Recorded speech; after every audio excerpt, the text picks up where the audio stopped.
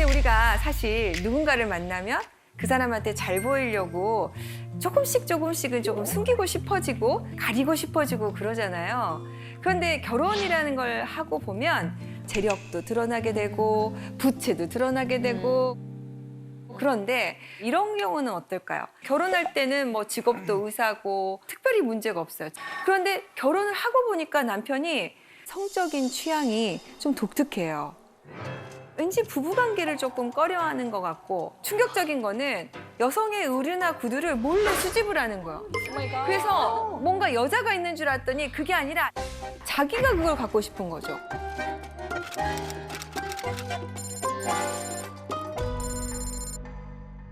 결혼을 하고 보니까 남편이 다이어트 약을 먹는 거예요. 그러면서 여성의 몸매에 대해서 너무 관심을 가지고 자기도 그런 몸매가 되고 싶어 하고 아, 저렇게? 자기가 그 옷을 입고 자기가 그 가방을 들고 어머나. 정말 더 충격적인 것은 부인이 화장실에 있는데 갑자기 들어와서 여성들은 소변을 볼 때 화장지를 몇 칸을 사용해. 여자는 화장지를 어떻게 써? 이런 변태적인 성향까지 보이는 거죠. 이럴 경우 어떨까요? 이것이 과연 혼인 취소 사유에 해당하느냐? 이게 실제로 가정법원에서 문제가 됐습니다. 그래서 이혼 취소에 해당하려면 법에 정하는 사유에 해당이 돼서 내가 정말 속아서 만약에 이걸 알았다면 절대 결혼하지 않았을 것이다. 그 정도 사유가 돼야 혼인 취소가 되거든요. 그래서 이 사례는 혼인 취소에 해당한다고 판결이 났습니다. 근데 이건 어떨까요? 어떤 여성이 있었는데요. 성폭행 피해를 당한 경험이 있어요. 아주 어렸을 때. 그래서 이걸 어떻게 본인이 할 수가 없어서 임신이 된 것도 해결을 할 수가 없었어요. 그래서 어쩔 수 없이 아이를 낳게 되고 그 아이를 입양 기관에 보냈습니다. 그렇게 해서 이제 어느덧 과거는 조금씩 상처가 아물어가고 사랑하는 사람을 만났어요. 그래서 그 사람하고 결혼을 하게 됐습니다. 그런데 이 사람을 사랑하니까 이거를 계속 왠지 감추는 것은 사랑에 대한 도리가 아닌 것 같아. 그래서 어느 날은 결심을 하고 고민을 하다가 털어놨어요. 근데 남편은 그 얘기를 듣더니 속아서 결혼을 했다. 내가 이런 사람이었으면 여튼데 심지어 아이까지 있단다 라고 하면서 그래서 혼인 취소 소송을 걸어왔습니다. 남편이 즉시. 네. 이 경우에는 어떨까요? 남편이 취소 소송을 네, 걸었어요? 소송을 걸어왔습니다. 이 경우에는 어떨까요? 참 어려운 문제죠. 바로 답변할 수 없을 것 같아요. 남성의 입장도 이해가 가죠. 결혼할 때 전에 혼인이 있었던 것들, 그다음에 특히 또 자녀가 있었던 것들, 재산 문제 어느 정도는 다 고지해줘야 할 의무가 있는 겁니다. 그리고 그 사람에게 선택할 수 있는 기회를 줘야죠. 그런데 이 경우에도 그럴까? 법원은 이 경우에는 그러지 않아도 된다고 판결을 했습니다. 내가 어쨌든 피해자였고 나의 개인적인 사생활이고 중요한 부분은 또 아이를 내가 현재 양육하고 있는 것도 아니고 그 아이는 입양을 보내서 그 관계는 단절이 다 됐어요. 그래서 나의 상처, 남들이 알았으면 안 되는 나의 사생활의 비밀 같은 부분까지 고지해야 할 의무는 없다라고 판결을 했습니다. 그래서 혼인 취소는 안 된다. 근데 이제 나중에 그 두 부부가 갈등을 계속 유지해야 되냐면 나중에는 이제 이혼 사유로는 인정이 될 수도 있겠죠. 이런 경우들이 있어서 자, 결혼을 생각하시는 분들, 특히 또 사실혼을 생각하시는 분들, 그다음에 결혼할 때 어디까지 배우자에게 알려야 되는지를 고민하는 분들 참고를 하셨으면 좋겠습니다. 네.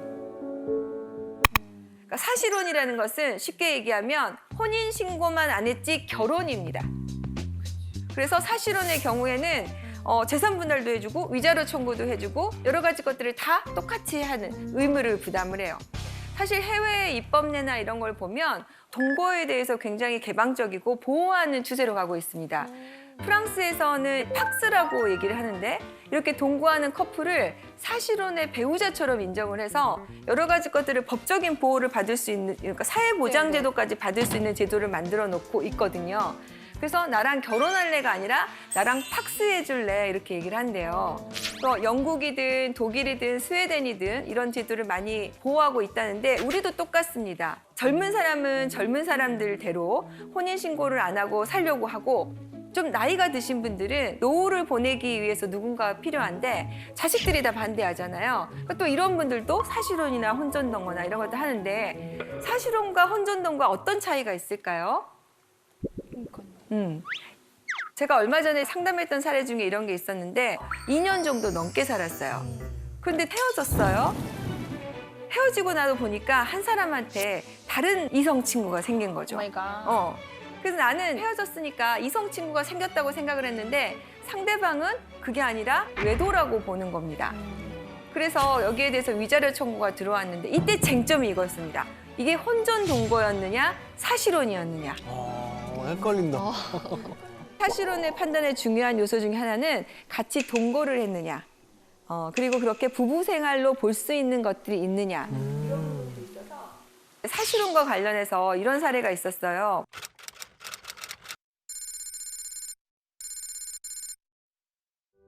나는 결혼을 했다고 생각을 하고 서로 뭐 부모님들도 인사하고 결혼식도 올리고 했는데 막상 혼인신고를 할 때가 되니까 남편이 우리 조금 뭐 이렇게 서두를 거 있어.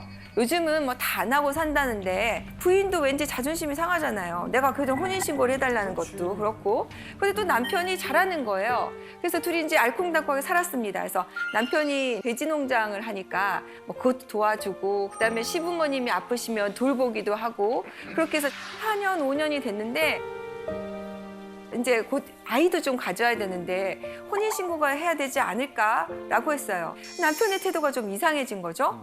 보니까 남편 주머니에서 모텔 영수증이 발견된 겁니다. 네. 근데 보니까 자기만 몰랐어요. 주위에서는 다 알고 있는 거예요. 너무 충격을 먹은 거죠. 그래서 이제 소송에 들어가게 됐는데 이걸 사실혼으로 볼 것이냐의 문제인데 혼전 동거는 말하자면 친구 사이, 애인 사이 정도에 그치는 거죠. 그래서 호칭 자체가 좀 다르죠? 뭐 여자친구, 남자친구. 여자친구, 남자친구죠. 며느리나 뭐 사위 이런 표현을 쓰지 않는 겁니다. 제가 방금 말씀드린 것처럼 결혼식을 올리고 한 대에 살고 부부라는 호칭을 쓰고 이럴 경우에는 사실혼으로 인정을 해줍니다. 그렇죠. 그 뭐 빼박이죠. 쉽게 얘기하면 이렇게 표현할 수가 있을 것 같아요. 이 동거하는 기간을 결혼 생활이라 생각했느냐 아니면 이렇게 잘 맞으면 결혼할 수도 있지라고 생각하느냐에 따를 것 같아요. 좀 구별이 되세요? 네. 자, 아까 혼전 동거 같은 경우에는 2년을 살아도 그건 사실혼이 아니에요. 사실혼은 실제로 결혼 생활을 하는 겁니다. 그래서 나이 드신 분들 같은 경우에 요양원에 가셨던 분이 있었는데 이분들은 그 요양원 안에서 서로 요보당신한 거예요. 자, 이럴 경우에 사실혼을 인정해 줍니다. 그래서 이런 관계를 유지하시는 분들에게 좀 말씀을 드리고 싶은 건 두 사람 사이에 분명히 해야 될 것 같아요. 2020년 신문사에서 설문조사를 했는데 기혼 남성의 41.3%가 외도를 한 경험이 있다라고 얘기를 하고 여성의 경우에도 24.4% 정도가 그런 경험이 있다고 얘기를 했어요.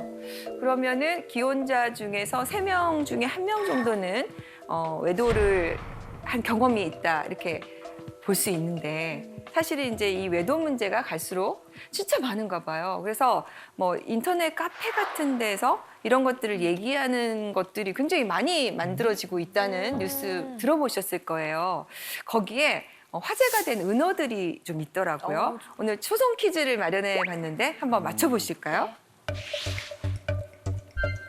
자, 이건 무슨 뜻일까요? 감시. 감시 떴다 피해라 막 이럴 때 쓰는. 네. 검사. 휴대폰 검사? 오늘 검사 당했다? 검사 당했어. 네. 또 이건 뭘까요? 기역, 니은, 미음, 이응. 네. 겁나 미워. 검남이요. 겁나 미워. 네. 계속 한번 해볼까요? 세 번째. 진짜 어려운데? 뒤에가 커플이구나. 구구 커플. 구구는 뭐예요? 구구. 닭살 커플. 구구. 금기 커플. 금기 커플. 겁나 미워 금기 커플. 네. 말 된다 그죠? 겁나 미워 금기 커플. 네. 마지막 대망의 네 번째입니다. 지지리. 지지리. 지지리. 네. 그죠? 찌질이. 찌질이. 찌질이를 좀 이렇게 약하게 해서 지지리. 이거 정답을 한번 공개해 볼까요? 오! 아, 이게 줄임말이구나. 네. 귀여운 여성. 금지된 사람, 귀여운 남성, 미운 지남미요. 귀여운 남성, 귀여운 네. 이런 것들을 사용하면서 그 안에서 자기들끼리 서로 이렇게 정보를 공유를 한대요. 거기가 카페가 5만 명이 이상의 카페도 있다고 해요. 근데 그게 뭐 카페가 하나가 아니라 여러 가지가 되고 있다고 하니까요. 그런데 이 카페에 가입을 하려면 내가 불륜을 하고 있다는 것을 인증을 해야 돼. 와. 정회원이 돼서 거기 들어가서 이렇게 은어를 가지고 대화를 나눌 수가 있는 거죠. 그만큼 교묘하게 어디 가면은 들키지 않고 만날 수 있느냐. 그다음에 내가 들킬 뻔했을 때 배우자에게 어떤 핑계를 대면 것이냐 이렇게 서로 이렇게 정보를 공유하고 있다고 합니다. 네. 치밀하다. 어떨 경우에 이건 좀 문제가 있다. 라고 생각이 드세요? 스킨십이라든지 뭐 깻잎 논쟁처럼 뭔가를 이렇게 주도적으로 이렇게 깻잎 뜯어주는 거. 네. 이제 사소한 그런 거에서 그렇게 좀 디테일하게 세심하게 나보다 더 많이 챙겨주면은 그게 좀 질투는 알 수 있죠. 질투구나. 외도는 아니고 질투. 그러니까 이게 내가 느끼는 마음의 불편함, 질투는 진짜 천차만별이죠. 근데 이제 이거를 거기에 넘어서서 외도로 볼 수 있느냐, 뭐 이런 거는 또 다른 문제일 것 같은데요. 단순히 이렇게 스킨십을 하거나 뭐 잠깐 뭐 어디 가서 밥을 같이 먹었다거나 이런 게 중요한 게 아니라 다른 사람을 사랑하는 마음을 가졌다. 그건 외도라고. 마음이 더 문제가 네. 될 수 있을 것 같다. 그게 네. 거의 다다. 네. 제가 볼 때. 네. 저도 비슷한 생각이에요. 그러니까 부부는 절대적인 신뢰 관계잖아요. 그러니까 신뢰가 깨지는 순간 이미 문제가 생기는 건데 외도라는 게 뭐 대단히 정말 아주 깊숙한 관계로 들어가서가 아니라 서로 간에 말하지 못하는 비밀이 생기는 순간, 그러니까 비밀스러운 네. 관계가 생기는 순간인 것 같아요. 정말 중요한 키워드가 나온 것 같아요. 비밀. 배우자에게 말할 수 없는 게 생기는 것부터가 문제다. 네. 그래서 화제가 된 키워드를 좀 준비를 했어요. 바로 정서적 외도. 좀 들어보셨나요? 정서적인 외도? 정서적 외도? 정서적 외도? 최근에 이제 오피스 와이프, 오피스 허즈번드 때문에 이혼이 더 늘어났다고 하고 비슷한 상담들이 좀 많이 있어요. 뭐 남사친, 여사친 이 경계를 이제 넘나드는 관계가 참 문제인데 실제로 제가 이제 상담을 한 케이스 중에 하나였는데요. 남편이 들어오질 않아서 음식물 쓰레기를 두고 나갔어요. 그런데 남편이 바로 밑에서 전화를 받고 있는 거예요. 아, 뭐 걱정하지 말아라. 내가 내일 도와줄게. 괜찮아, 괜찮아. 잘 자. 나한테는 한 번도 그런 말 해준 적이 없는 남편인데. 그래서 이제 누구냐? 그랬더니 당신이 아는 그 사람 직장 동료 누군데? 에이?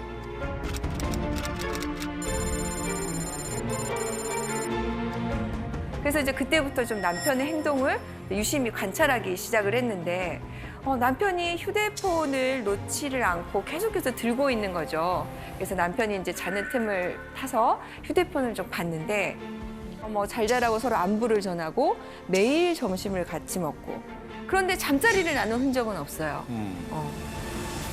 특이했던 거는 그 여성분이 운전면허를 막 따니까 운전 연수도 시켜주고. 네. 외도네. 외도다. 그래서 남편한테 이게 뭐냐 그랬더니 이런 거 가지고 왜 화를 내느냐. 직장에서 친하게 지내다 보면 이 정도는 해줄 수 있지. 그리고 나한테 좀 가르쳐달라고 하길래 내가 좀 가르쳐줬다. 그리고 이분은 나하고만 이렇게 친하게 지내는 게 아니라 다른 사람하고 다 친하게 지내는 사람이다. 근데 보니까 성격이 되게 좋아서 사실 좀 그런 것 같기도 해. 그런데 우리 남편하고 너무 많은 대화를 나누는 거죠.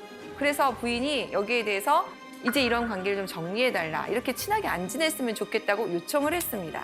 그런데 남편의 반응은 오히려 화를 내면서 부인을 의부증으로 모는 거죠. 그래서 이혼 소송을 제기할까라고 이제 고민을 하고 상담을 오신 거였어. 자, 이렇게 이혼 청구를 한다면 이혼 사유가 될 수 있을까요? 이혼 사유가 될 것 같은데요. 네. 일단은 부부간의 신뢰가 조금 이렇게 서서히 깨지기 시작하는 그런 상황이어서 지속적인 어떤 부부 생활이 어려울 것 같아서 아마 이혼 사유가 됐다라고 저는 생각을 합니다. 네. 저도 사실은 이 코로나 전에는 매일 그 다른 여성과 점심을 먹었거든요. 네. 양희은 누님하고 저희 그 라디오가 끝나면 항상 점심시간이어서 근데 제가 양희은 누님 운전 연수를 해드리진 않아요. 아, 네. 제가 조직 생활은 안 해봤지만 조직 생활하다 보면 뭐 그냥 친하게 지내는 관계가 될 수 있는데 그거를 성별로 구별을 하는 것도 참 애매할 것 같긴 해요. 네, 네. 근데 네. 가장 중요한 포인트는 와이프가 몰랐다는 거죠.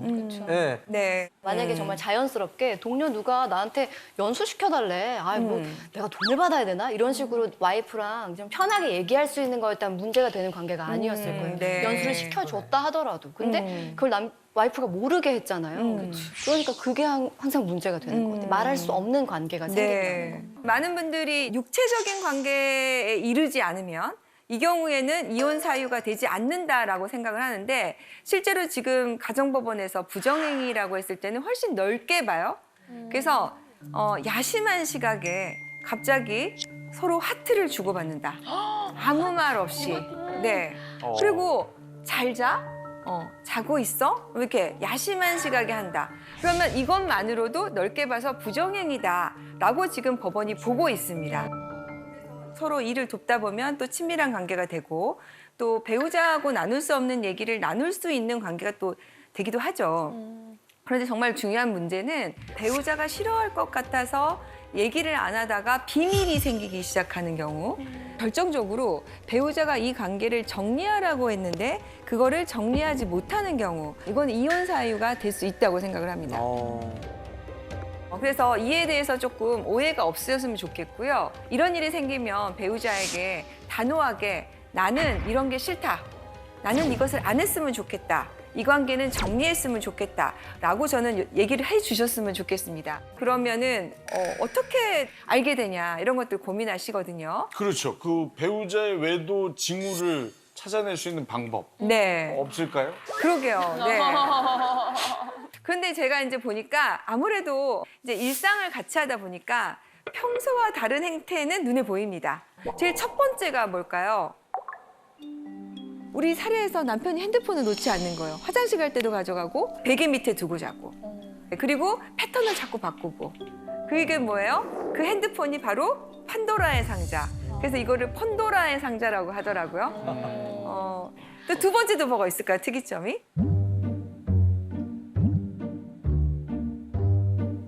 어디서 제일 많이 들킬까요? 차. 딩동댕? 네. 내비게이션 목적지 검색 이런 거. 네. 그래서 쭉 보면 어디를 다녀왔는지 알게 되죠. 차 얘기하니까요. 네. 블루투스로 통화를 하잖아요. 네네. 웬만한 제조사의 차들이 외부로 다 소리가 들립니다. 은밀하게 통화를 하다가 와이프가 지하주차장에서 쓱 지나가다 뭔 소리지 하고 딱 듣는 순간 모든 내용이 다 발설됩니다. 중계가 돼버리는 거죠. 네, 그러니까 이제 네. 지하주차장에서 특히나 울림이 많은 곳에서 이렇게 통화를 하실 때 블루투스를 좀 작게 해놓으시거나 안에서 이렇게 그냥 전화로 아니 이렇게 정보를 주시면 어떡해요. 네. 차 안에서 바로 핸드폰하고 연동이 되잖아요. 네네. 그럼 운전하는 중에 어떤 일이 발생하냐면 오는 문자 메시지나 SNS들이 이렇게 화면상에 나타나요. 잘못 누르면 음성으로 이렇게 문자를 읽어주거든요, 차에서. 그래서 이런 분들은 내비게이션을 안 쓴답니다. 네. 와. 근데 그런 얘기 있더라고요. 바람을 한 번도 안 피운 사람은 있어도 한 번만 피우는 사람은 없다고. 그러니까 습관적으로 계속 이렇게 외도를 하게 된다는 건데 아무래도 이렇게 사건 맡으시면 그런 사람들 실제로 보시잖아요. 그런 외도하는 사람들만의 공통점 같은 게 있을 것 같아요. 솔직히 말씀드리면 공통점은 참 찾기가 어려워요. 정말 안 할 것 같으신 분들, 정말 이런 분이 하실 것 같은 분들까지 있기 때문에 공통점은 어려운데 이제 이분들의 특징이라고 한다면 다른 사람에게 상처 주는 거에 대해서 굉장히 좀 무감각하다는 거. 그래서 오히려 본인이 큰 소리 치는 경우가 많다. 제가 이제 경험적으로 보면 이 재산 분할이란 말로 쉽게 합의가 잘 되지가 않습니다. 어디까지를 해야 될지, 얼마를 해줘야 되는지. 작게는 수백만 원부터 많게는 뭐 수억 원까지 되니까 네. 도대체 재산 분할을 얼마를 받을 수 있을까 하는 게 이제 재판에서 제일 중요한 쟁점입니다. 그래서 여러분들은 어떠세요? 재산 어떻게 잘 관리하고 계십니까? 저는 주로 제 명의이긴 한데요. 네. 이런 얘기를 가끔 하곤 해요. 만약에 아내랑 뭐 나중에 뭐 그런 일이 만약에 생긴다면 나는 다 주겠다. 난 다 진짜지? 주겠다. 난 또 네. 벌면 되니까. 아, 진짜지? 네. 다 주겠다. 네, 왜냐면 이거 저기 녹화된 거 계속 남아있는 거 아시죠? 네. 그동안에 행복하게 그리고 뭐 제 아이와 이렇게 그런 것만으로 감사하니 만약 내가 귀책 사유가 생겨서 만약에 그렇게 된다면 아. 난 다 주고 그냥 새로 시작하겠다. 오. 뭐 이런 그냥 말들을 한 적은 있는데 차는 차는 그러니까 차랑 원룸 하나 정도만 차는 못 버리는 거. 하나 정도만 이렇게 냅두고 네. 뭐 그런 일이 없어야죠. 네. 박강현 씨 같은 분만 계시면 변호사들이 굶어 죽습니다. 네. 자, 그러면 한참 우리 이렇게 알콩달콩 살고 계신 우리 이지혜 씨는 어떨지 궁금해요. 저는 지금 결혼 13년 차거든요. 아, 네. 근데 신혼 때랑 지금이 좀 달라요. 그러니까 신혼 때는 저도 회사에 다닐 때여서 남편이 그냥 저한테 카드를 주면서 본인의 벌이는 다 생활비로 쓰고 제 벌이는 다 저축을 하자고 했어요. 네. 근데 그러고 나서 제가 회사를 나오게 되고 활동을 달리 하게 되면서 벌이가 좀 달라진 거예요. 그래서 이제는 각자 관리하고 있어요. 네. 요새 이렇게 이지혜 씨처럼 사시는 부부가 진짜 많으신 것 같아요. 특히 이제 맞벌이가 많이 되다 보니까 한 사람만 누군가 계속해서 부담을 하는 게 아니고 각자 조금 역할을 공평하게 나가고 있는 경우가 많은 것 같고요. 이제 월급에 얼마를 내서 생활비에 쓰자 이렇게 해서 하는 경우 같습니다. 재산 분할이라는 것은 부부가 결혼 생활 중에 모은 공동 재산에 대해서 누가 얼마나 기여했는지를 보고 나누자 하는 게 이제 재산 분할의 핵심입니다. 그러다 보니까 한 재산을 두고 이거를 특유 재산이라고 주장하는 쪽과 공동 재산이라고 주장하는 쪽과 여러 가지 문제가 많죠. 그래서 오늘 재산 분할에 대해서 한번 궁금증을 해결해 보도록 하겠습니다. 네. 결혼 전에 산 주식이 결혼 후에 올라서 차익이 많이 발생했다. 그거 분할해야 됩니까?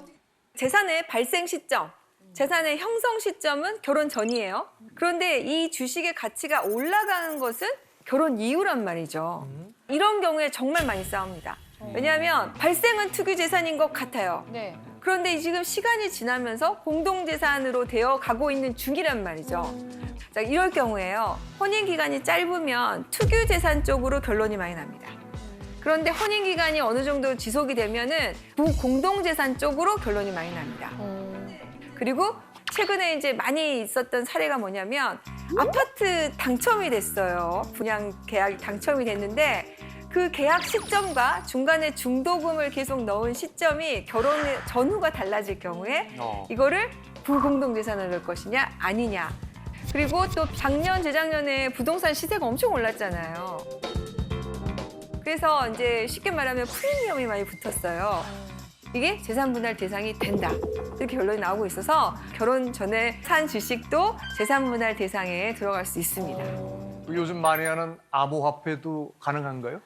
암호화폐 요새 핫합니다. 예. 네, 암호화폐의 경우에 재산 분할 대상이 될 수 있는 경우가 많은 게 그 암호화폐를 산 그 자금이 어디서 왔느냐. 생각을 해보면 공동생활 중에 마련이 된 거잖아요. 그리고 예를 들어서 뭐 부인이든 남편이든 그렇게 암호화폐를 살 수 있었던 것은 다른 배우자의 노력과 기여, 가사노동, 육아노동 뭐 이런 게 있었기 때문이잖아요. 그러다 보니까 이럴 경우에도 당연히 재산 분할에 들어갑니다. 그런데 문제는 뭐냐면 산 것까지는 내가 알고 있는데 얘가 지금 얼마인지를 알 수가 없는 거죠. 그래서 팔았으면 팔았다는 증거를 내놔라. 손해가 났으면 손해가 났다는 증거를 내놔라 라고 요청을 하지만 그게 실제로는 조회가 잘 되지 않습니다. 그리고 지금 최근에 이와 관련해서 재산분할 다툼이 늘어나고 있는 게 미국에서 통계를 보니까요. 이 암호화폐와 관련된 그 자산의 규모가 엄청나게 늘어나고 있어서 뭐 우리나라 돈으로 보니까 한 2,000조 정도 규모로 늘어나고 있다고 해요. 근데 우리나라도 요새는 젊은 친구들이 암호화폐 하나 정도는 뭐 투자를 하고 있는 경우가 상당히 많아서 화장실에 들어가면 화장실에서 안 나오신대요. 암호화폐 시세를 확인하느라고. 이렇게 이제 지하 경제로 들어가서 추적하기 어려운 재산들이 규모를 측정하기가 어려워서 그게 문제이지 분할 대상에는 다 들어가고 있습니다. 그러면 혹시 그 암보험 같은 것도 재산 분할이 가능한가요? 뭐 예를 들어서 유방암에 걸려가지고 내가 수천만 원의 돈을 받았어요. 근데 이거 지금 내가 남편 때문에 아파가지고 스트레스 받아서 나온 암보험인데 이걸 재산 분할해야 되느냐. 근데 원칙적으로는 이렇게 사고로 발생된 보험금 이거는 재산분할 대상에 들어가지 않습니다. 근데 이제 이거는 안 들어가는데 그동안 부어온 적립식 보험금, 저축성 보험금 이런 것들은 재산분할 대상에 들어가죠. 그래서 어떻게 기준을 하냐면 이 보험을 지금 해지했을 때 받을 수 있는 환급금이 얼마냐 이렇게 해서 그 금액을 재산분할에 넣어서 판단을 하고 있는데요. 그런데 보험금 같은 경우에도 남편이 보험금을 다 불입해줬다. 그러면은 그게 재산분할 대상에 또 예외적으로 들어갈 수 있는 경우는 있습니다. 네. 자, 그 중에서도 재산분할 대상에 들어가지 않는 게 있습니다. 최근에 좀 이슈가 됐는데요. 어떤 게 있을까요, 혹시? 땅? 네. 복권. 딩동댕. 진짜? 네. 역시 로또 진행자시니까. 그러시구나. 네. 제가 이거는 방송 나갈 때 질문을 참 많이 받는 건데요. 이게 금액이 왜냐하면 우리 부부 재산은 예를 들어서 1억인데 로또 당첨금은 10몇 억이에요. 그러면 이게 재산분할 대상이 안 되면 사실 재산분할 할 게 없는 거죠. 그런데 로또 당첨금에 대해서 재산분할 대상이 되지 않는다는 판례가 나왔습니다. 10년 차 되는 부부였는데 남편이 전문직이었어요.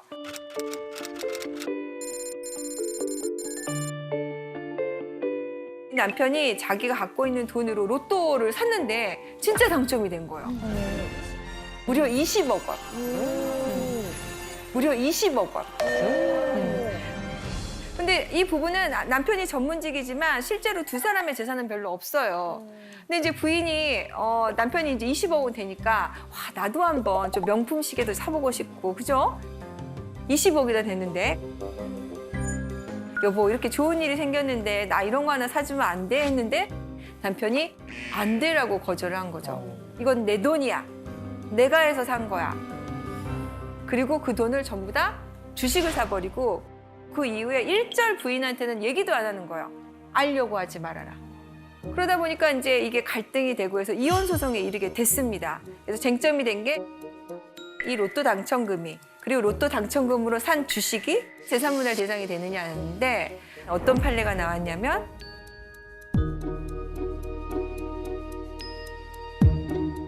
공동재산이 아니다라고 결론이 났습니다.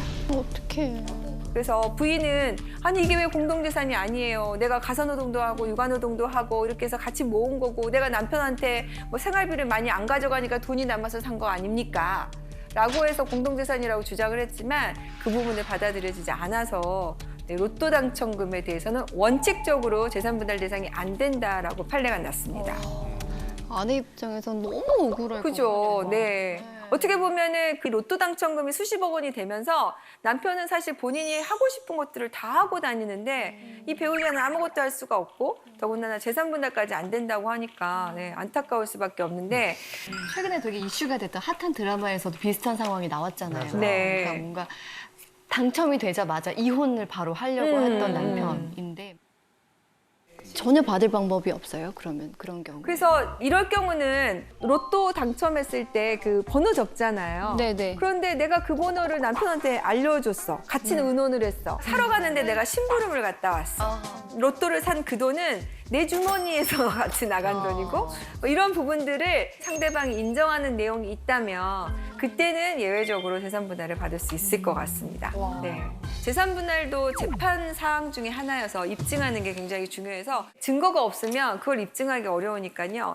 혹시 당첨되신 분들 중에서 그런 거 기여하신 분이 있으면 반드시 상대방이 인정하는 거 문자나 뭐 녹음으로 남겨주시면 좋을 것 같습니다.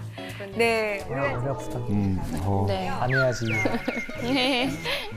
그 이효리 씨 집을 딱 보면은요. 이효리 씨가 이상순 씨한테 이렇게 말해요. 오빠, 오빠, 오빠, 오빠, 오빠. 그래서 이상순 씨가 야, 너 왜 이렇게 오빠를 자주 불러? 그냥 오빠 그냥 하루에 몇 번만 불러. 그랬더니 오빠, 근데 오빠는 나랑 왜 결혼했어? 그래서 네 항공 마일리지를 쓰려고 결혼했다고 해요. 그냥 부부가 돼야 합산해서 쓸 수 있으니까. 근데 오빠, 나는 오빠랑 말하는 게 엄청 재밌어. 난 오빠랑 말하려고 결혼한 것 같아. 인생의 핵심을 말해버린 것 같아요. 오빠랑 뭐 하려고 결혼했다고요? 말하려고. 여기 남성분들 많이 오셨는데 남성분들은 결혼할 대상을 찾을 때 가장 중요한 거 뭐로 생각하죠? 솔직히 말해봐요. 여성을 딱 볼 때 뭘 중요하게 생각해요? 화를 낼 필요는 없잖아요. 이게 화나는 날이에요? 남자는 이성의 매력을 상당히 중요하게 생각하죠. 외적인 매력. 집단적으로 훨씬 그런 것 같아요. 그렇지만 영화 곡성에 보면 인간관계에 아주 중요한 두 대사가 전 나온다고 생각해요. 그 중에 하나가 뭐죠? 무엇이 중원디. 무엇이 중원디. 그리고 두 번째 대사는 현혹되지 마소이. 얼굴 예쁜 거에 현혹되지 마셔야 돼요. 남자분들. 그거는 좋은 계기.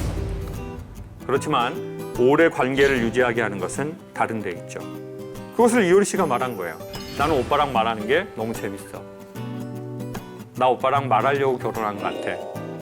내가 말했을 때 저 사람이 어떻게 반응하는지. 이게 상당히 중요해요. 그리고는 또 이렇게 말해요. 다른 프로에서.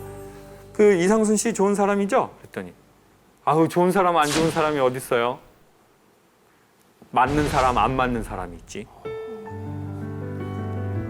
상순 오빠는 저랑 잘 맞는 사람이에요. 정말 요가로 뭔가를 깨달아 버리신 것 같아요. 제가 그 얘기 듣고 바로 요가 등록했어요. 그리고 저는 이상순 씨의 특징을 알아냈어요. 말을 많이 하는 게 아니에요, 그분은. 상대방으로 하여금 말을 하게 하더라고요. 그러니까 예를 들면 뭐 이런 거죠. 옷가게에 갔어요. 근데 막 이효리 씨가 옷을 막 많이 사요. 그러면 보통 한국 남자들은 거기서 뭐라고 하세요? 막 가자. 네. 빨리 사! 뭐 살지 생각하고 와. 와서 고르지 마. 너 옷을 바꿀 때가 아니야. 넌 몸을 바꿔야 돼. 싸우고 싶다. 그런데 그 이상수 씨가 뭐라고 한 줄 아세요? 뭘 많이 사니까 이렇게 해요. 효리야, 너 그거 비슷한 거 집에 있지 않아? 맞아. 아, 말을 좋게 하더라고요. 전 그걸 보면서 아, 저런 남자 참 좋구나. 그리고는 확실히 느꼈어요. 전 남자분들한테도 물어봤거든요. 가장 싫어하는 아내상을 뭐라고 하는 줄 아세요? 애들이 정말 싫어하는 엄마상을 뭐라고 하는 줄 아세요? 여성분들이 한번 그냥 여러분 특징을 말해볼래요? 뭐지? 뭐라고 하는 줄 아세요? 말을 기분 나쁘게 하는 여성이 제일 싫대요. 중장기적인 관계를 맺을 때는 뭐 좀 과체중인 사람, 안 예쁘다고 느끼는 사람 그런 거 얘기 없어요. 같이 그냥 오래 살잖아요. 몸매 길들여져요. 그냥 동물의 왕국 되는 거예요, 그냥. 네? 그럼 뭐 치타 나오고 호랑이 나오고 그러는 거야, 그냥. 그 몸매 보고 맨날 사는 거 아니에요. 정말 많은 분들이 얘기한 건 말을 기분 나쁘게 한다는 거예요. 자기 아내는 말을 너무 기분 나쁘게 합니다. 저희 엄마는 말을 너무 기분 나쁘게 합니다. 그래서 제가 그분들 모임에 가서 왜 이렇게 말을 기분 나쁘게 하시냐 그랬더니 그분들이 자기는 틀린 말은 안 한다는 거예요. 자기는 성격 자체가 원래 한 번 아니면 아니라고 하더라고요. 보통 명령이나 지시를 하면서 비난을 하면서 그런 말투를 많이 한다고 하네요. 너 엄마가 하지 말라고 그랬지. 엄마 성격 아니 모르니? 엄마 한 번 아니면 아니야. 성격 자체가 원래 이런 방울뱀이 내는 소리를 엄청 많이 해요.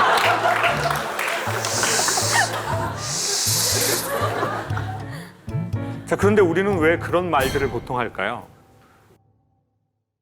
그걸 이렇게 역추적으로 해서 알아봤더니요. 내가 뭔가를 틀렸을 때, 내가 뭔가를 온전하게 성과를 이루지 못했을 때 내가 받아들여졌다라는 느낌을 못 가지면 우리가 그렇게 한대요. 제가 워싱턴하고 뉴욕에 이제 교민 강연을 갔는데 궁금해서 물어봤어요. 사람들이 한국을 떠나고 싶어 하는 때가 있잖아요. 그래서 미국에 살아보시니 미국이 좋으시냐? 한국이 좋으시냐? 60%의 교민은 한국이 좋은데 40%는 미국 최고래요. 저는 미국이 좋다는 분들의 특징을 알아냈어요. 영어를 잘해요. 즉 무슨 말이냐? 사람은 그들의 언어를 이해하는 능력이 없으면 그들과 사이좋기가 어렵다는 거예요. 여자의 언어를 이해하지 못하면서 여자와 함께 살면 사랑으로 시작했지만 고통이 시작될 거예요. 남자의 언어를 이해하지 못하는 여성은요, 혼자 사는 게 훨씬 나아요. 아이의 언어를 이해하지 못하는 부모는 아이를 낳을수록 매우 극심한 고통을 느끼게 돼요. 상대방의 언어, 삶의 언어를 이해하는 능력이 있는 사람은요, 사이가 좋더라고요. 그게 남자든 그 직업과든 아니면 삶과든. 그래서 저는 오늘은 인간의 언어, 삶의 언어, 그리고 나도 모르는 나의 언어를 한번 소개해 보도록 하겠습니다. 저는 모두 다 잘 살고 싶어 한다고 생각합니다. 근데 이제 잘 산다는 걸 보통 부자를 잘 산다고 한대요. 근데 부자의 뜻은 돈이 많은 사람이라는 뜻이지 잘 산다는 뜻은 아니래요. 그리고 잘 산다는 뜻은 사이가 좋다는 뜻이래요. 대한민국에 실제로 부부 사이가 좋은 집이 있다고 합니다. 뭐 너무나 충격적인 사실이죠. 결혼하신 분 한 번만 손들어 주세요. 했던 분도 포함해서 손들어 주세요. 아니 번쩍 들어줘 보세요. 자, 내리시고요. 그럼 제가 다시 질문을 드릴게요. 나는 결혼한 지 5년이 넘었고 지금도 내 아내나 남편과 남녀로서의 사이가 좋은 편이다 라는 분 솔직하게 손 한번 다시 들어주세요. 자, 경매가 아니니까 옆 사람을 찾아보세요. 왜 내 집이 사이 좋은 걸 옆집 여자를 보고 손을 듭니까? 그럼 제가 하나 여쭤볼게요. 성대현 씨는 네. 이제 결혼하신 지는요? 저는 이제 한 11년 됐습니다. 네, 어디 보자. 네, 10년 넘었습니다. 그러면은 이제 사이가 좋으신 편이죠? 네네, 연애도 10년 넘게 하고 결혼 생활도 10년 넘게 하고 있습니다. 자, 그러면은 아내 되시는 분이 우리 성대현 씨를 부를 때 호칭을 어떻게 사용하실까요? 요즘요? 요즘은 편하죠. 네, 편하죠. 요즘. 요즘은 그냥 바로 본론으로 들어가죠. 여보, 뭐 밥 먹어요? 이게 아니고 밥 먹어. 밥 그러면 먹어. 요즘에 호칭은 별로 없는 거 호칭이 같아요. 거의 없어지는 것 같아요. 좋아요. 네. 김한석 씨도 손 드셨는데 네. 아내 되시는 분이 어떻게 호칭하실까요? 한석 씨. 아니면 멋있다. 여보. 한석 씨 여보. 저 다시 하면 안 될까요? 됐어요. 저는 이제 강의를 하는 사람이니까 여기저기 돌아다니면서 물어봤지 않겠습니까? 실제로 대한민국의 부부 사이가 좋은 집이 한 10% 정도가 있으시더라고요. 그래서 물어봤더니 주로 부부 사이가 좋은 분들은 누구 씨라고 부르는 경우가 있어요. 그 사람의 이름을 직접 부릅니다. 시간이 20년, 30년이 지나도 뭐 한석 씨라고 하죠. 그리고 뭐 자기야, 그 누구 아빠, 그리고 오빠도 있어요. 오빠라고 하시죠. 오빠. 그리고 이제 천생연분인 분들이 있습니다. 극소수의 그 니마 그 강을 건너지 마의 할머니 할아버지 같은 분. 그런 분들은 아예 그런 호칭을 쓰지 않아요. 애칭을 사용합니다. 미국식으로 하면 뭐죠? 설마 허니? 허니, 베이비, 그리고 달링이라고 하죠. 요즘은 미국에서 허니라고도 안 하고 스윗 허니라고 하더라고요. 오, 달달해. 네. 느낌 딱 오잖아요. 느낌 와요. 그렇죠. 그런데 저희 어머니하고 아버님은 60년 사셨어요, 올해. 어머니는 아버지의 애칭으로 그 인간이라는 단어를 감동적이죠? 확 와닿는다. 가슴 뜨겁죠? 와, 휴먼이야. 인간. 어머니는 최근에 다른 애칭을 쓰고 계세요. 그 말종이라는 애칭을 쓰고 계세요. 자, 연결하면 어떻게 되죠? 인간 말종. 어머니 아버지는 그런 사이인데도 60년을 사실 수밖에 없었어요. 왜냐하면은 사람이 연결하는 것도 쉽지 않지만 헤어지는 것도 쉽지 않거든요. 부부는 그래도 오래 이 관계를 지속하는 경우가 많잖아요. 그러니까 처음에는 좋았는데 오래 지속될수록 관계가 좋기가 쉽지가 않대요. 여러분 지금 그 남편이나 남자친구 그 오빠하고 그 우리가 헤어질 때 무슨 차이라고 하죠? 성격 차이. 성격 차이. 자, 그래서 지금 오빠가 너무 마음에 안 들어요. 그래서 새 오빠를 만났어요. 그러면 그 오빠는 그 예전에 있었던 남자랑 비슷할 것 같아요? 엄청 다를 것 같아요? 비슷하겠죠. 비슷하죠. 그것을 심리학에서는 전문 용어로 도찐, 개찐이라고 해놨어요. 그 오빠가 그 오빠다. 고급스럽다. 물론 오차 범위는 있어요. 아, 이 사람을 만나니 아, 정과 다르구나. 있어요, 분명히. 5%, 10% 있습니다. 아내와 좋은 관계를 유지함에 있어서 나도 혼자만에 있는 시간을 좀 즐기고 아내도 아내 나름대로의 어떤 이겨낼 수 있는 그런 방향 두 가지를 다 잘할 수 있는 방향은 없을까 그런 게 너무 궁금합니다. 얼마 전에 이제 정글에 대한 강연을 했지 않습니까? 근데 저는 세상이 정글 같아요. 이제 상처를 받으면 동굴 깊숙한 곳으로 들어간대요. 실제 동물들은. 그리고 이제 아무것도 먹지 않고 가만히 있는데요. 그래야 호흡이 골라져서 치료가 된대요. 그럼 이때 이제 아내 되시는 분들이 내버려 두시면 되는데 어디서 새꼬챙이를 찾아와가지고 이렇게 나와 이 새끼야, 야 나와 대화하자고, 야 나와. 그러면 이제 그 동물이 이렇게 하면서 더 깊숙하게 들어간다고요. 그럼 또 이제 아내 되시는 분이 더 긴 새꼬챙이를 찾아와가지고 야 나와, 나를 무시해 네가 지금? 그리고 이제 더 찔러대면은 이제 이 상처받은 동물은 더 깊숙하게 들어가겠죠. 그러면 나중에는 어두움에 길들여져서 빛이 부담스러울지도 몰라요. 그래서 이제 결혼하신 여성분들이나 교제 중인 여성분들이 계시다면 특별히 그 남자가 자기의 마음의 아픔을 어디에 얘기 잘 못하는 남자라면 자기 혼자 가만히 쉬고자 하는 공간이 필요할 거다. 그리고 그건 나를 외면한 게 아니다. 살아남기 위한 마지막 보루로 들어간 거니. 그럼 그냥 내버려 두셔라. 그러니까 이걸 이해하실 수 있으면 여성들이 이제 내버려 두실 거예요, 조금. 여성분들 좀 이해가 되시죠? 안 되시네요. 안 되시네요.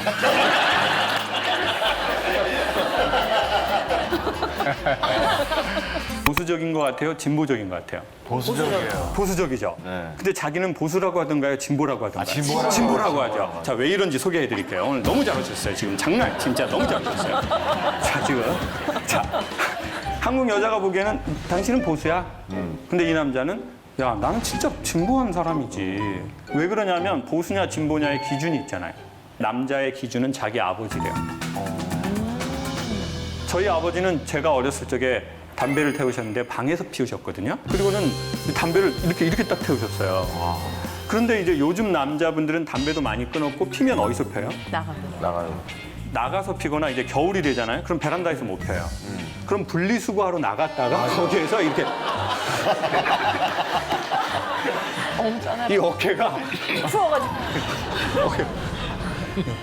비닐하고 플라스틱 버리면서 이런 걸 시키냐 그러면서 하면서 자기 아버지 세대에는 집안일을 돕지 않았어요. 근데 난 집안일을 도와요. 그리고 난 담배를 피우면서 미안하다고 생각을 해요. 그러니까 남자가 자기가 보기엔 얼마나 진보란 거예요. 자기 기준이 있잖아요. 내 아버지잖아요. 내 아버지를 난 30년에서 50년을 봤는데. 근데 여성들의 진보냐 보수냐의 기준은 드라마나 영화라는 거예요. 근데 여기에서 대단한 게 아니에요. 여성들은 대단한 걸 바라는 게 아니죠. 아니에요. 여성들은 사실 디테일을 바라는 거예요. 일상적 언어. 오빠, 뭐 예를 들어서 남자친구가 있는데 오빠, 나 오늘 PD님하고 이런 일 있었는데 진짜 솔직히 그분하고는 일하기가 싫어. 자, 이때 누구 편을 들어줘야 돼요? 나. 여자친구. 그럼 드라마에서는 이렇게 한다고요. 다 잘 될 기다. 걱정하지 마. 여기서 망설이지 마. 내가 아는 김혜경은 거기 뭐가 있든 정면으로 마주해서 극복해낼 거야. 근데 그 현실에서는 그게 가능하나요? 오빠, 그 PD님 문제 있지? 너도 문제가 있다고. 야, 도연아, 너 문제 있어. 그 피디님은 더 힘들어 너 때문에. 내가 너랑 사귀어봤잖아. 나 완전 객관적이야. 마지막 대사님. 나니까 이런 얘기를 하는 거야. 나니까. 그럼 새 오빠가 필요하구나. 그렇지. 얘는 기존 오빠가 돼야 되겠구나. 아유, 그러니까 보세요. 남자하고 여자하고 어떤 식으로라도 관계를 맺으려면요. 사실은 여성들은 남성의 언어, 즉 남성의 심리를 이해하면 상당히 유용해요. 남성의 언어를 제가 한번 지금 간단하게 소개해 볼게요. 남성은 웃기는 여성을 좋아할까요? 여성은 웃기고 유머러스한 그런 남성 좋아하죠. 네. 근데 남성은 막 유머러스한 여성 좋아할 거 아니에요? 싫어하더라고. 그게 왜 그래? 좀 싫어하더라고요. 그러니까 아무리 예뻐도 웃기면은 이렇게 웃기는 해요. 너무 재밌으세요. 화가 나네. 그리고 너무 재밌으세요. 개그맨이 들을 당이 아니네. 개그맨 잘 다니네 아니야. 왜냐하면 보수적인 남성일수록요. 자기를 웃기는 여성을 좀 덜 선호하더라고요. 그러면 어떤 여성을 선호하나 봤더니 좀 웃어주는 여성을 선호하더라고요. 맞아. 그렇죠. 여보 뭐 매운탕 먹을까? 그러면 당신 좋아하면 먹지 뭐 이렇게 웃으면서 하면 기분이 완전 좋다고. 그리고 안 해줄 거면 이렇게 하세요. 여보 이렇게 웃으면서 여보 오늘은 집에 있는 거 먹으면 안 될까? 다음에 꼭 할게. 기분이 그렇게 나쁘진 않죠. 그럼 다음에 또 해달라고 할 때 여보 오늘은 집에 있는 거 먹으면 안 될까? 여보 오늘 내가 정말 미안해. 오늘은 재료가 없어서 오늘만 집에 있는 거 먹으면 안 될까? 계속 그렇게 하다. 여보 나중에 제사상에 올리면 안 될까? 여보 내가 살아생전에는 어려울 것 같아요. 오늘은 여보 살아서는 집에 있는 거 그냥 먹고 당신이 죽으면 내가 진짜 정성껏 해가지고 제사상에 올릴게요. 여보. 그렇게 덜 기분 나빠한다고요. 근데 거기에서 두 종류의 또 여성분이 있다고요. 딱 여보 뭐 매운탕 좀 먹으면 안 될까? 맨날 지가 좋아하는 거 먹으려고 시작해. 말을 안 하려고 해도 막 안 할 수가 없어. 그냥 날만 추워지면 매운탕이야 그냥. 돌아가신 시아버지도 그렇게 비린 걸 좋아하더라고. 그냥. 저 집안이 생선을 많이 먹어. 그러면 이제 와이프하고는 좀 안 맞고 그렇구나. 그리고 여성분들이 젊으실 때보다 나이가 드시고 나서 사람 웃기려고 하는 게 더 심해지는 분들이 있더라고요. 네. 요즘 갱년기 지나시고 나서 이제 분위기 이렇게 해야 집안이 분위기가 좋아질 줄 알고 여보 뭐 매운탕 뭐 어떻게 하면 어떻게 매운탕 흐르르 이게 웃겨서 웃는 게 아니라 남은 내 인생이 어처구니가 없어서 웃는 거야. 진짜 남자는 웃긴 여성 안 돼, 진짜. 그래서 개그우먼 분들한테 사석에서는 절대 웃기지 마세요. 사석에서는 그냥 엘레강스. 그리고 그냥 방송 나갈 때만 웃기시고 사석에서는 그냥 안녕하세요 하고 뭐 네네 이런 게 좋지. 어떻게 생각하세요? 매우 동감합니다. 왜냐면 그쵸. 개그우먼들이 소개팅할 때 잘 되는 경우가 극히 드물어요. 왜냐면 직업병이라는 게 있어서 보통 남자들이 실물이 예쁘시네요. 이러면 다 뜯어 고쳤어요. 이미 거기서 얘기 끝났어. 이미 얘기 끝났어. 그리고 표정도 예 고맙습니다. 이렇게 하면 딱 될 거를 그만. 이게 직업병이라는 게 너무 무섭더라고요. 그 앞에서는 웃고 연락 안 하게 돼 있단 말이에요. 어쩜 그렇게 다음에 만나자고 철석같이 얘기해놓고 집에 가면 연락한다고 해놓고 집에 아직도 안 간 모양이에요. 집이 사당이라고 해놓고 사당이라고 해놓고 그러니까. 그거 봐요. 자, 웃어준다는 게 뭐냐면요. 박수 치는 거예요, 당신한테. 당신 너무 대단하네요.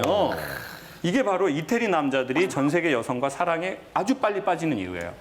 이태리 남성들은요, 여성들이 되게 이렇게 마음에 들잖아요. 그러면 아벨라라고 해요. 아벨라. 당신 아름답다는 뜻이에요. 경의를 표하는 거예요. 아벨라, 감탄.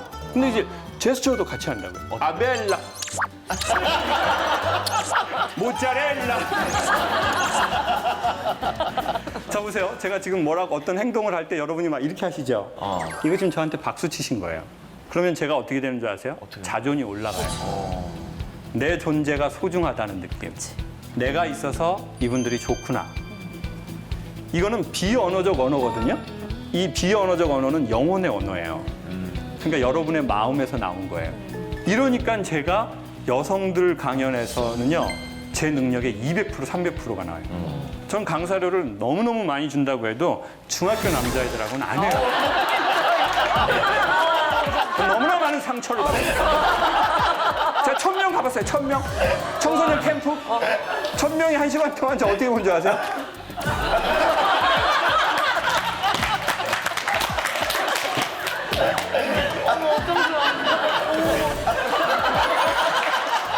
저는 그날 침 뱉는 게 두 종류라는 거 처음 알았어요.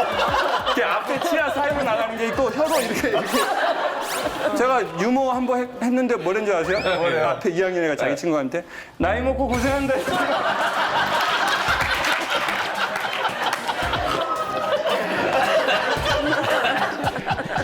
걔네 걸어 다닐 때도 어떻게 걸어 다니는지 알아요?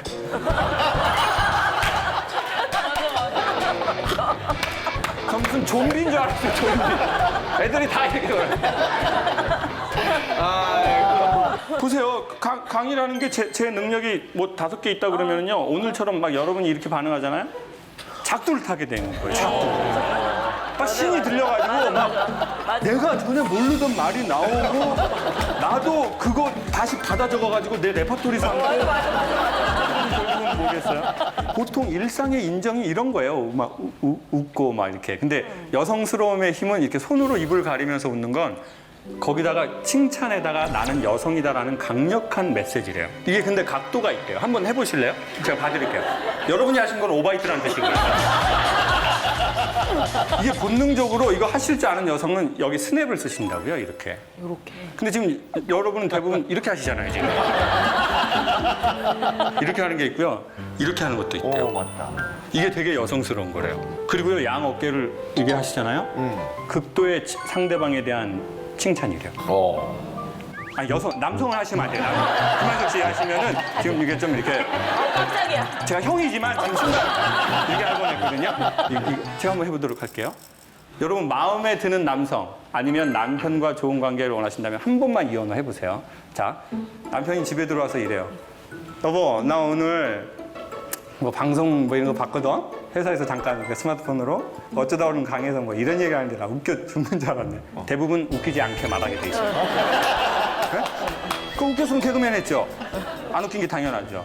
그래도 좋은 관계 원하신다면 살짝만 이렇게 들어가세요. 자기는 어쩜 이렇게 흉내를 잘해.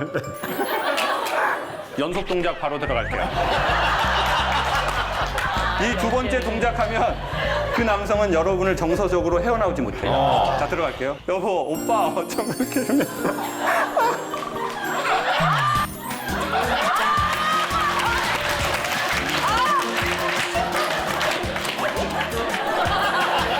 이게 다 언어예요. 지금 우리가 이런 언어를 너무 모르는 거야. 왜냐? 나는 내 어머니에게서 배운 언어를 자연스럽게 쓰는 거거든요. 어머니가 안 썼고 내 주변 사람이 안 쓰는 언어는 나도 어색해요. 보수적인 사람일수록요, 자기의 액션에 대해서 리액션하는 사람에게 시선이 계속 가요. 자, 보세요. 오, 이런 거라고요. 오, 맞아. 다 이렇게. 그러면 이제 제 자존이 올라가고 우리의 관계는 우호적이 되는 거예요. 10년을 연애를 하고 11년째 살아서 네. 21년을 같이 있었거든요. 갑자기 이렇게 하는데 놀라지 않을까요? 그렇죠. 실천하고자 하는 의지는 있는데 그러면 제가 해요. 그가 놀랄까 봐. 얘가 왜 이러나. 그러면 차라리 네. 하지 않아야 될 거를 소개할게요. 오래 살면 이렇게 한다고요. 자기야, 나 이거 오늘 웃기지 강의에서 들었어. 근데 이제 한 20년 살잖아요. 그럼 와이프들이 이런다고요. 어디 가서 하지 마.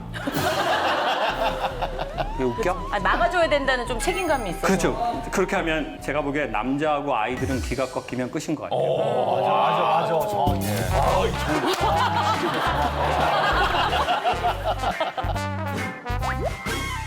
왜냐하면 자보세요. 살다가 사업이 안 될 수도 있어요. 맞아. 죽을 뻔한 고비를 넘길 수도 있어요. 비난을 받기도 하고 망하기도 하고 빚을 지기도 하는데 그때 없으면 안 되는 게 기거든요. 기운. 내가 여기서 해야 되겠다. 살아야 되겠다. 이 기운이 꺾이면 그냥 다 끝이라고요. 그러니까 기운을 살리는 건 못해도 꺾진 않았으면 좋겠다는 말이죠. Go ahead, go head up to the bed, and all that's in my head is when I wake up to yawn, and then I stretch my arms.